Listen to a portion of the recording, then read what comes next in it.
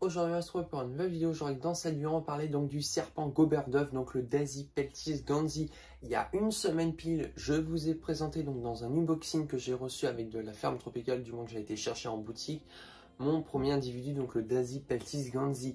Ce que je fais à chaque fois, c'est que je vous fais une fiche d'élevage. Donc là, on va parler à proprement dit donc des Dasypeltis, donc une famille de Dasypeltis. Et on va parler principalement du ganzi. On va parler de tout ça donc dans cette vidéo. Donc soutenir la chaîne, tu peux toujours t'abonner, ça me ferait vraiment très plaisir. Comme ça, on peut créer vraiment une communauté.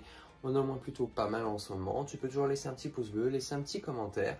Tu peux aussi me suivre sur mes réseaux Insta et TikTok. Vous savez, il y a à peu près pile une semaine, du moins quand la vidéo elle est sortie, ça fait une semaine pour vous. Mais moi, ça va faire 3 semaines et demie à 4 semaines maintenant que j'ai donc un Dasypeltis ganzi donc à l'élevage.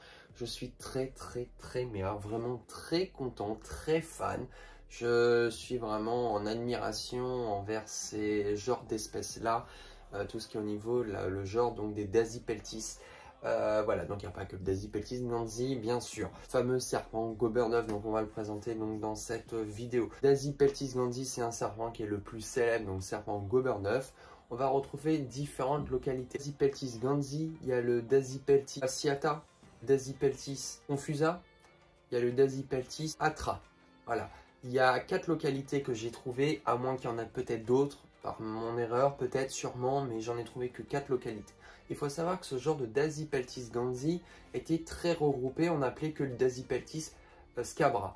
Après, le Dasypeltis scabra est un peu plus gris, un peu plus foncé sur plusieurs localités différentes. Donc, il y a le ganzi qui est le plus célèbre, il y a le scabra que je voulais avoir depuis très longtemps aussi. J'ai pas eu l'occasion d'en avoir. Du moins, il y en avait il y a quelques mois, mais je voulais pas en prendre tout de suite. Il y a différentes Dasypeltis. Les Dasypeltis ont vraiment un régime spécifique, donc un régime alimentaire vraiment particulier. Sont vraiment, ce régime alimentaire mange vraiment des œufs. Alors, il faut savoir que le Dasypeltis ganzi, vous l'avez déjà sûrement vu, mange beaucoup des œufs. Le Dasypeltis ganzi se retrouve dans tout ce qui est l'Afrique de l'Ouest, donc tout ce qui est les zones donc du Togo, mais principalement le Dasypeltis, on va le retrouver vraiment au Togo, mais on va dire dans une aire de répartition qui est au niveau de l'Afrique de l'Ouest. Son habitat va être plutôt retrouvé aussi donc dans des zones donc de savane, donc avec des herbes hautes, des zones sèches, et à la saison des pluies, vont trouver plus dans des zones savanes qui sont assez humides. Donc il y a deux temps différents. On va le retrouver aussi semi-arboricole. Alors pourquoi semi-arboricole? Donc ils vont souvent chasser donc les œufs au niveau des nids d'oiseaux. Principalement pourquoi? Déjà c'est des serpents gobert d'œuf. Donc ils vont aller dans les nids d'oiseaux. Il y avait des vidéos que vous pouvez voir donc, qui sont filmées donc, par des reportages qui vont bien dans des nids d'oiseaux pour aller se procurer donc des œufs. Il faut savoir qu'ils ont au niveau donc, de l'œsophage, au niveau donc, des vertèbres qui sont assez puissantes. Donc ils vont aller gober un œuf, vous pouvez voir. Et à ce moment-là, ils vont casser donc la coquille, ils vont juste recracher donc la coquille et ils vont garder le contenu donc de l'œuf. Voilà, donc en fait son régime alimentaire est quand même assez spécifique, assez compliqué. Le rythme de défense du Dasypeltis est assez particulier. Il va essayer d'imiter donc une vipère de là-bas et il va imiter donc en se tournant autour de lui-même, en frottant donc ses écailles. Donc c'est ce qui permet de faire donc ce bruit-là. Et donc d'intimider, ça va faire comme le Pitiophis qui va aller souffler pour dire qu'il n'est pas très content. Voilà, ça va faire comme le Sphaerosophis qui va aussi souffler et taper dans le bluff. Le Dasypeltis, c'est comme ça. Ils ont quasiment donc pas vraiment de dents, donc c'est vraiment inoffensif. Mais par contre, c'est quand même une espèce qui demandera quand même, on va dire, une petite expérience en soi. On ne pourra pas le donner dans les mains des débutants en soi parce qu'il faudrait quand même avoir un petit peu d'expérience pour commencer là-dedans. Et de lui recréer donc un terrarium de son milieu naturel. On va essayer de lui faire donc un terrarium donc semi-arboricole avec, si possible, si on arrive à trouver dans le milieu naturel du moins donc en France, des nids d'oiseaux, on pourra le mettre en haut et ça pourra permettre aussi de le stimuler ou fabriquer un faux nid d'oiseau et là on pourra déposer des œufs dedans qui pourra même le stimuler parce qu'il faut savoir aussi c'est une espèce qui est donc semi-arboricole qui monte beaucoup donc dans les arbres mais à la fois aussi terrestre et qui s'enfuit aussi. Alors il faut savoir que en captivité, là je vais intervenir sur quelque chose, est très compliqué en captivité, de les démarrer avec des œufs. Le problème, c'est comme tout le monde est en train de se poser la question, quand vous voyez vraiment qu'ils sont tout juvéniles, comment ils font pour manger des œufs? Comment ils font? Vraiment. En captivité, on va faire donc du gavage. On va faire avec des pipettes. Moi, maintenant, je vais vous expliquer comment je procède. Donc, moi, j'en ai un à la maison maintenant. Ça faisait très longtemps que je voulais en avoir un. Donc, du coup, le petit bémol, c'est d'aller les nourrir en captivité. Comme je vous dis, ils ne peuvent pas ingurgiter des œufs de caille. Par exemple, les œufs de caille, c'est beaucoup trop gros. Alors, il faut varier l'alimentation au niveau des œufs. Il ne faut pas donner que des œufs de caille ou des œufs de poule.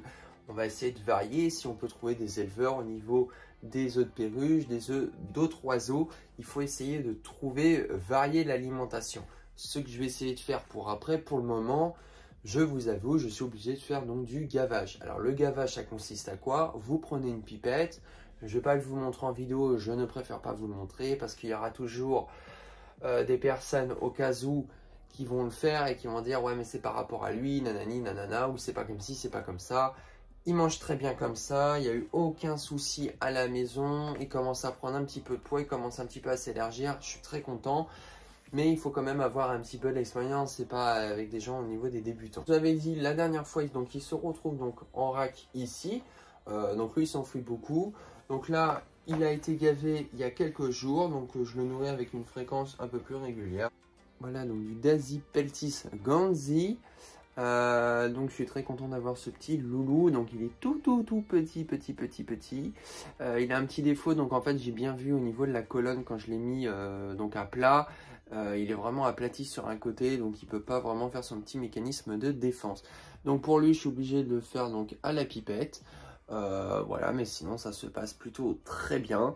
Donc ouais, ce qui est compliqué, surtout pour des espèces qui sont comme ça, c'est même pas comment ils font dans le milieu naturel pour se nourrir. Parce que vu la taille qu'ils ont, vous voyez ça, manger un œuf, ça me paraît un peu trop gros. Donc voilà, tout le monde se pose un peu la question comment ils font vraiment. Donc je pense pas qu'il y a beaucoup de petits qui survivent à ça. Voilà, donc il me fait environ dans les 25 cm. Très content. Alors comme je vous ai dit dans la dernière vidéo précédente, c'est un petit défaut, c'est au niveau de la colonne vertébrale qui est un petit peu déformée. Moi ça me dérange pas, on va essayer de voir si ça va marcher jusqu'au bout. J'espère, voilà, parce que c'est vraiment un projet que je voulais vraiment concrétiser et avoir vraiment donc sur cette chaîne là. Voilà, je suis très content, en tout cas ça se passe plutôt bien. Il a fait donc 4 gavages donc chez moi. Donc il faut pas y aller non plus comme des bourrins non plus, hein, donc voilà. Et en tout cas je suis très content. Donc prochainement il aura donc son terrarium qui va être mis en place. Pour le moment il reste encore en quarantaine. Pour le moment je fais encore les gavages. Je vais continuer encore, je pense, pendant plusieurs mois, le temps qu'il a une taille adaptée pour. Voilà comment ça se passe un peu, mais c'est super cool d'observation. Comme ça vous avez pu voir donc mon petit Daisy Peltis Gandhi, donc c'est un petit juvénile qui a je ne sais pas quel âge en fait. Voilà, donc vous avez pu voir, donc j'espère que ça vous a plu un petit peu de le voir aussi. Je voulais faire une petite fiche d'élevage assez simple. Voilà, donc le Daisy Peltis c'est un serpent qui est pas compliqué, qui est pas très difficile de maintien, mais le problème c'est au niveau de l'alimentation.